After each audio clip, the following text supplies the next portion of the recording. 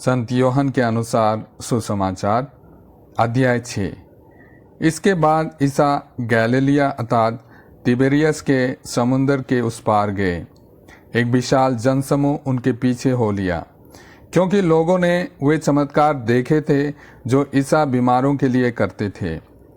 ईसा पहाड़ी पर चढ़े और वहां अपने शिष्यों के साथ बैठ गए। यहूदियों का पास का पर्व निकट था। ईसा ने अपनी आंखें ऊपर उठाई और देखा कि एक विशाल जनसमूह उनकी ओर आ रहा है। उन्होंने फिलिप से यह कहा, हम इन्हें खिलाने के लिए कहाँ से रोटियां खरीदें?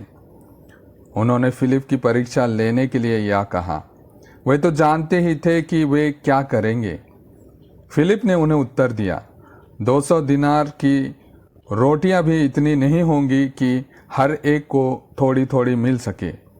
उनके शिष्यों में से एक सिमोन पेतरुस के भाई अंद्रियस ने कहा, यहाँ एक लड़के के पास जौ की 5 रोटियां और 2 मछलियां हैं, पर यह इतने लोगों के लिए क्या है? ईसा ने कहा, लोगों को बैठा दो। उस जगह बहुत घास थी। लोग बैठ गए। पुरुषों की संख्या लगभग 5000 थी। ईसा ने रोटियां ले ली, धन्यवाद की प्रार्थना पढ़ी और बैठे हुए लोगों में उन्हें उनकी इच्छा भर बंटवाया। उन्होंने मछलियां भी इसी तरह बंटवाईं। जब लोग खाकर तृप्त हो गए तो ईसा ने अपने शिष्यों से कहा, बचे हुए टुकड़े बटोर लो जिससे कुछ भी बर्बाद ना हो। इसलिए शिष्यों ने उन्हें बटोर लिया और उन टुकड़ों से 12 टुकड़े भरे, जो लोगों के खाने के बाद जौ की 5 रोटियों से बच गए थे।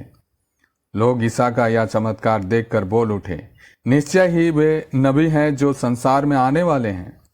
ईसा समझ गए थे कि वे आकर मुझे राजा बनाने के लिए पकड़ ले जाएंगे, इसलिए वे फिर अकेले ही पहाड़ी पर चल पड़े। संध्या हो जाने पर शिष्य समुद्र के तट पर आए। वे नाव पर सवार होकर कफरनाहुम की ओर समुद्र पार कर रहे थे। रात हो चली थी और ईसा अब तक उनके पास नहीं आए थे। इस बीच समुद्र में लहरें उठ रही थी, क्योंकि हवा जोरों से चल रही थी। कोई 3-4 मील तक नाव खेने के बाद शिष्यों ने देखा कि ईसा समुद्र पर चलते हुए नाव की ओर आगे बढ़ रहे हैं। वे डर गए, किंतु ईसा ने उनसे कहा, मैं ही हूं, डरो मत। वे उन्हें चढ़ाना चाहते थे कि वे नाव तुरंत उस किनारे जहां वे जा रहे थे लग गई। जो लोग समुद्र के उस पार रह गए थे, उन्होंने देखा कि वहां केवल एक ही नाव थी और ईसा अपने शिष्यों के साथ उस नाव पर सवार नहीं हुए थे। उनके शिष्य अकेले ही चल गए थे। दूसरे दिन तिबेरियस से कुछ नावें उस स्थान के समीप आ गईं, जहां ईसा की धन्यवाद की प्रार्थना के बाद लोगों ने रोटी खाई थी। जब उन्होंने देखा कि वहां ना तो ईसा हैं और ना उनके शिष्य ही, तो वे नावों पर सवार हुए और ईसा की खोज में कफरनहुम चले गए। उन्होंने समुद्र पार किया और ईसा को वहां पाकर उनसे कहा, गुरुवर, आप यहाँ कब आए? ईसा ने उत्तर दिया, मैं तुम लोगों से कहता हूं, तुम चमत्कार देखने के कारण मुझे नहीं खोजते, बल्कि इसलिए कि तुम रोटियां खाकर तृप्त हो गए हो।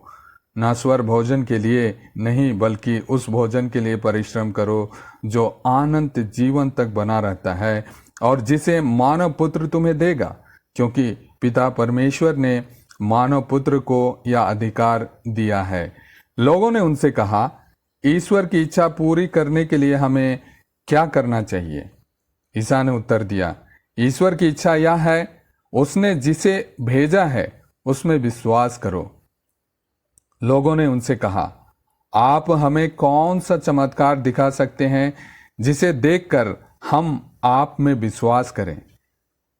आप क्या कर सकते हैं? हमारे पुरखों ने मरुभूमि में मन्ना खाया, जैसा कि लिखा है, उसने खाने के लिए उन्हें स्वर्ग से रोटी दी। ईसा ने उत्तर दिया, मैं तुम लोगों से यह कहता हूं, मूसा ने तुम्हें जो दिया था वह स्वर्ग की रोटी नहीं थी। मेरा पिता तुम्हें स्वर्ग की सच्ची रोटी देता है।